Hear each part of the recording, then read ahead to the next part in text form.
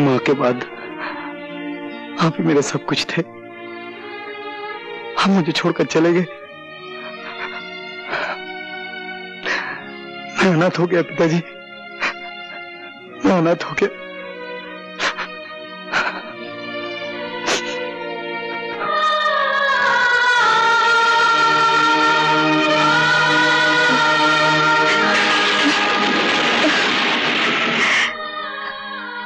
हे भगवान, अब मैं क्या करूं?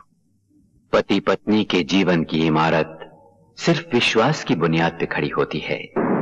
सावित्री, जिस दिन प्रेम को पता चल गया कि तुम उसके विश्वास की आंखों में धूल झोंकती रही हो, तो इस इमारत को गिरने से कौन बचा सकेगा?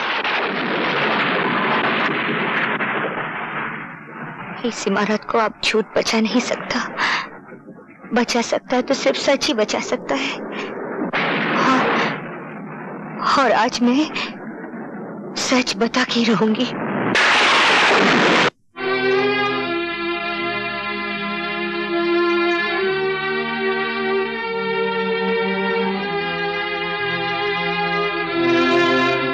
क्या बात है सावित्री? बात कुछ ऐसी है जो मैं ना कह सकी तो मेरा दिल अंदर ही अंदर घुट कर मर जाएगा। मैं आपसे सब... मैं जानता हूं तुम क्या कहना चाहती हो। मैंने तुम्हारी आंखों में तुम्हारे दिल की कहानी पढ़ ली है। तुम अपने बेटे के बारे में बात करना चाहती हो ना? हाँ, आपको कैसे मालूम कि मैं अपने बेटे के बारे में बात करना चाहती हूँ? सावित्री, मैंने जिंदगी के कितने साल गुजारे हैं तुम्हारे साथ, दुख सुख बांटे हैं। तुम्हारी जिंदगी का ऐसा कौन सा कोना है जो मुझसे छुपा है एक कोना जिसमें आज तक अपने... मैं वो कोना भी जानता हूं। उसका नाम है रवि। रवि? क्या बताया रवि ने आपको? उसने बताया कि तुम डॉक्टर को मिलने गई थी। डॉक्टर ने तुमसे कुछ कहा और दम तोड़ दिया। वो बिलक बिलक कर रोने लगा और तुमने उसके सर पे अपना हाथ रख दिया। और क्या कहा रवि ने? उसने कहा जब अपना हाथ तुमने उसके सर पर रखा तो उसे ऐसा लगा जैसे उसकी मां वापस आ गई हो।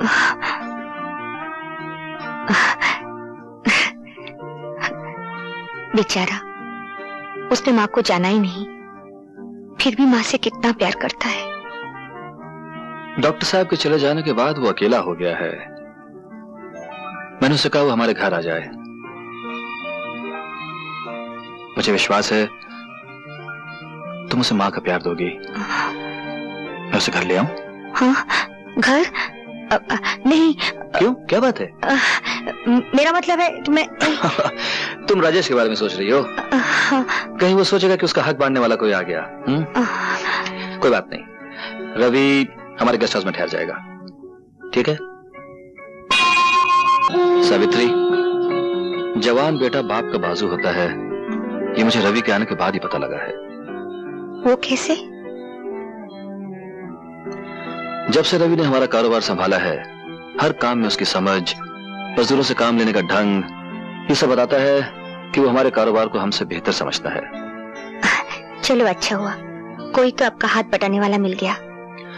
मैं तो चाहता था कि तुम्हारा लाडला राजेश एक बार रवि से मिल तो लेता, लेकिन उससे अपनी अयाशी से फुर्सत ही कहाँ है।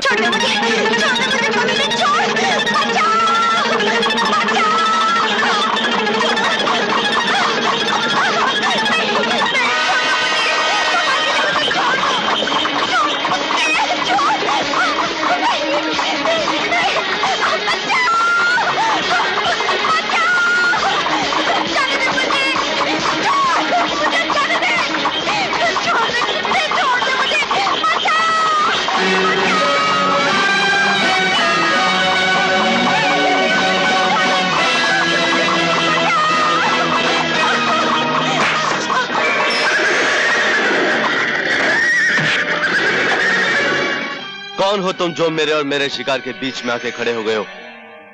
शिकार का इतना ही शौक है तो जंगल में जाओ और किसी शेर का शिकार करो। कमजोर लड़कियों पर हमला करने वाले को शिकारी नहीं कहते।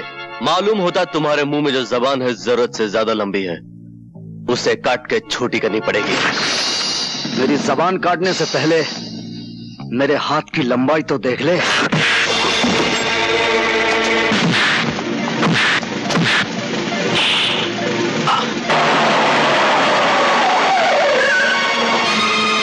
राजेश, राजेश, ये क्या हो रहा है? बेटे, यही हो रहा भी है। उस दिन जिसने शमशेरा से तेरे पिता की जान बचाई और अब हमारे कारोबार में इनका हाथ बटा रहा है। तो यूं कहो माँ कि ये हमारा नया नौकर है जो हमारे टुकड़ों पर पलकर अपनी औकात भूल रहा। राजेश, रवि, तुम बताओ क्या हुआ? आप इन्हीं से पूछ लीजिए। मैं जानता हूं गलती तुम्हारी ही होगी राजेश। चलो हाथ मिलाओ इसके साथ। मैं नौकरों से हाथ नहीं मिलाता।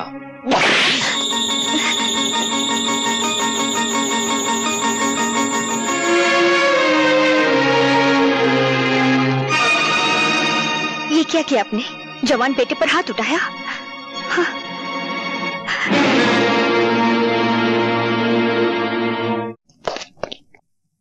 आपने मुझे बुलाया ठाकुर साहब? हाँ, वो बंजारे लोग आए हैं, उनको मेला लगाने की जगह दे दो। पिलराम, पिलराम, जो हुकुम, जो हुकुम। बंजारे? मैना! पिताजी, पिताजी दरवाजा खोलिए पिताजी, हमारी किस्मत का दरवाजा भी खुल गया है। खाना बदोश लोग आ गए पिताजी। पिताजी, पिताजी, अरे आज सुबह सुबह बेहोश हो गए क्या?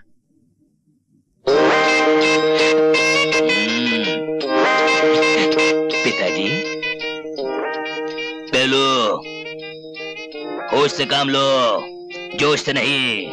सवेरे सवेरे तुमने सारे घर की छत सर पे उठा रखी है। तुम अच्छी तरह जानते हो कि तुम्हारे दादाजी को अखबार पढ़ते वक्त शोर बिल्कुल पसंद नहीं। ये सुबह सुबह शोर कैसा है झेलू? पिताजी, पिताजी, आपका पेलू आया है। पिताजी, पिताजी, कुछ सुना आपने? आपका परपोता पेलू आया है।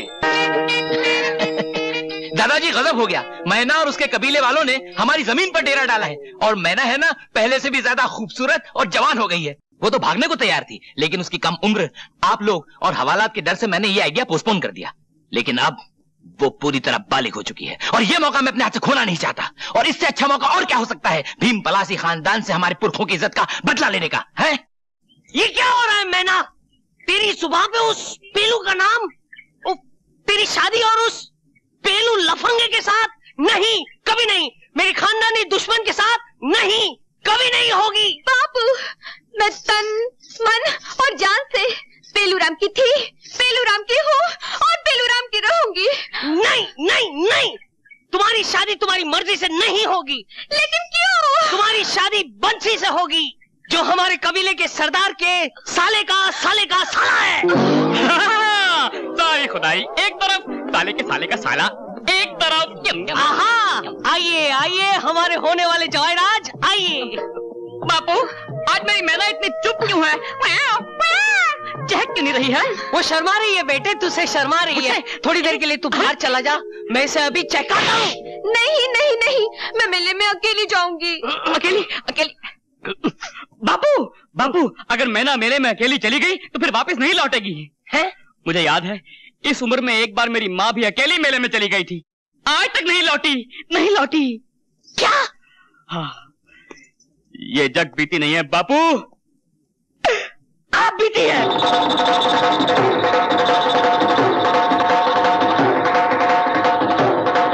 आओ आओ गुलफाम, आओ मेहरबान, शहनशाह जहान, मेरे रुस्तम जमाल, आओ और आके मुझसे पंजा लड़ाओ और अपनी मर्दानगी आजमाओ।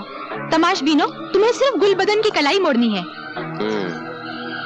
इस मुकाबले का कुछ इनाम भी है क्यों नहीं? अगर हारोगे तो जितना माल तुम्हारी जेब में सब बिजली का, और अगर जीतोगे तो जितना माल मेरी जेब में सब तुम्हारा। फिर तो हम देखेंगे कि तुम्हारी जेब में कितना माल है।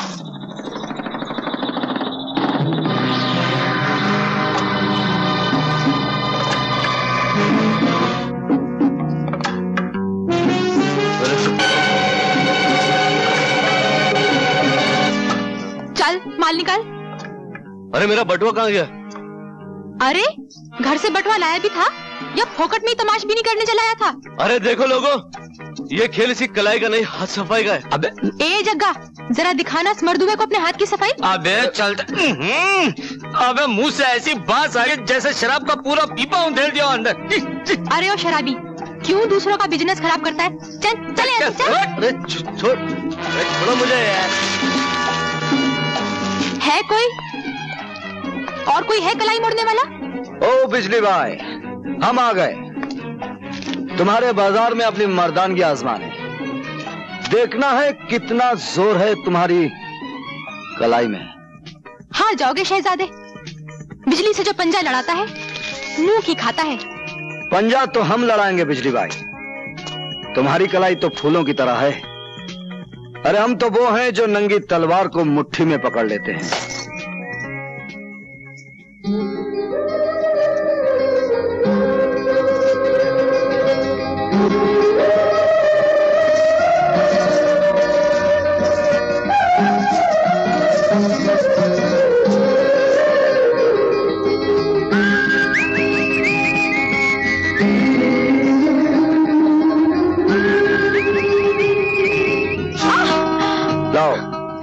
अपनी जेब का माल निकालो। हिम्मत है तो खुद निकाल लो। हिम्मत तो बहुत है बिजली भाई, लेकिन हम औरत की मजबूरी का फायदा नहीं उठाते। जो माल तुम्हारे पास है वो औरत का गहना है, उसे इस तरह भरे मेले में नुमाइश ना किया करो।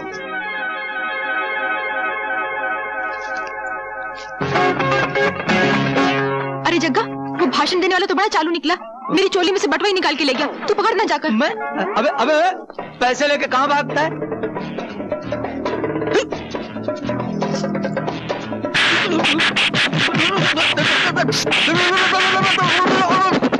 मेले में नहीं जाएगी। मैं ये नहीं चाहता कि लोग ये कहें कि जिस तरह बंसी की माँ मेले से भाग गई थी, वैसे ही उसकी होने वाली बीवी भी मेले से भाग गई। ये चाबी अब उसी वक्त बाहर निकलेगी जिस दिन तेरी डोली इस घर से निकलेगी, समझी? बाबू, मैं मेले में जाऊंगी, मुझे मेले में जाना है बाबू। बाबू मैना, मैना, कौन है? कौन है? मैना और तोते का खेल देखो। दिल्ली का कुतुब मीनार देखो। बंबई का गेटवे ऑफ इंडिया देखो। कलकत्ते का हावड़ा ब्रिज देखो। सब देखा हुआ है, ये सब देखा हुआ है मैंने। तो फिर पेरिस की गोरी मैम देखो। गोरी मैम? क्या करती है? क्या करती है? खुद ही देख लो। दिखाओ दिखाओ दिखाओ। मदद करो, मदद करो, जल्दी मदद करो। मदद। गोरी मैम का स्पेशल रेट है 10 रुपया। 10 रुपया? दिखाओ, पहले दिखाओ। हाँ, तुम तैयार हो? हाँ, जल्दी उतारो, जल्दी उतारो। साहब बड़े बेचैन है, देखो साहब। उतार दे।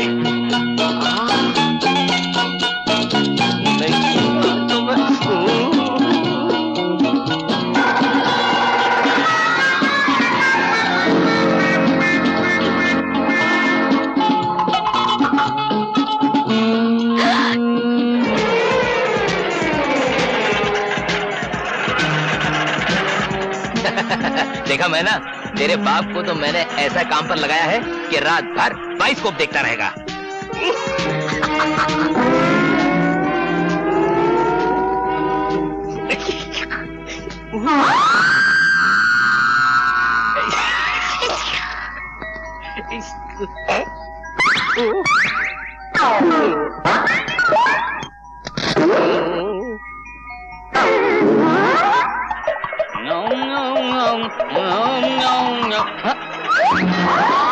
चल चढ़ जा। अरे ओ घोड़े पर। हाँ, और कहाँ? चल, बहुत मजा आएगा। अरे ये तो मैना है, मगर साथ में कौन है? पेलूराम तो नहीं हो सकता। मेरी मैना को तो भीम पलासी ने कमरे के अंदर बंद किया था और बाहर से ताला लगाया था। लकड़े की काठी, काठी पे घोड़ा, घोड़े की क्या? हाँ, दुम पे जो मारा हथौड़ा। कदम कदम पर घर वालों ने निगहबानी की, फिर भी ताला तोड़कर मैना उड़ गई। खैर हो इस जवानी की। तो फिर तू कौन है? मैं हूँ तेरा जीजा पेलूराम, वल्द छेलूराम, वल्द ठेलूराम, वल्द खेलूराम। अब ये मैना मेरे लिए और ये लाल मिर्च। देखता हूँ तुझे, अभी बुलाता हूँ भीम पलासी को, फिर बताऊंगा कि तू मेरा जीजा या मैं तेरा जीजा हूँ।